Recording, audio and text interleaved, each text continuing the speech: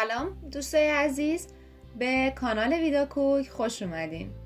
توی این ویدیو طرز تهیه مرغ با سس پرتقال که یک غذای بسیار ساده و لذیذ هست رو براتون آماده کردم.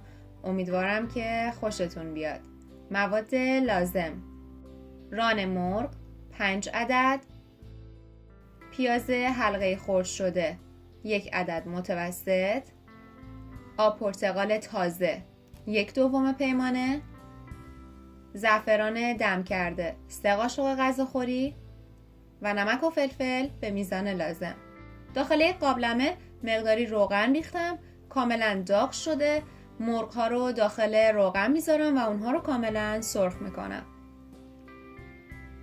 حدودا هر طرف مرغ 4 دقیقه الی 5 دقیقه طول میکشه که خوب سرخ بشه. من اینجا از رون استفاده کردم که شما میتونید از سینه و یا ران کامل هم استفاده بکنید.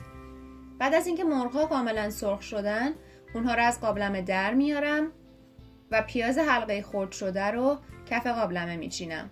توی این مرحله من 1 پیمانه آب مرغ داشتم که اون رو اضافه میکنم و شما اگر آب مرغ نداشتید میتونید از آب هم استفاده بکنید.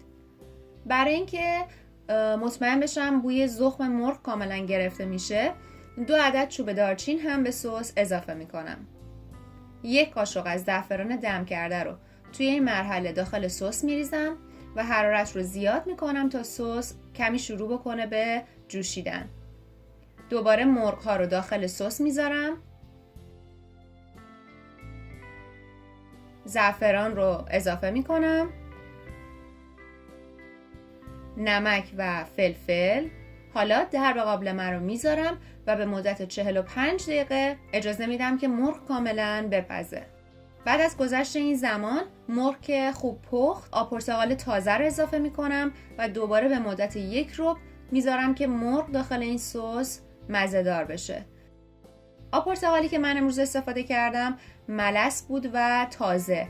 شما بسته به آب پرتقالی که استفاده میکنید، اگر خیلی ترش بود میتونید مقدار کمی شکر هم استفاده کنید. همونطور که ملاحظه میکنید مرغ خوشمزه ما آماده است. امیدوارم که حتما این غذای ساده و خوشمزه و خوش عطر و بو رو درست کنید و لذت ببرید. همچنین خوشحال میشم که این ویدیو رو لایک کنید، با دیگران به اشتراک بذارید و سابسکرایب کرده و عضو کانال بشید.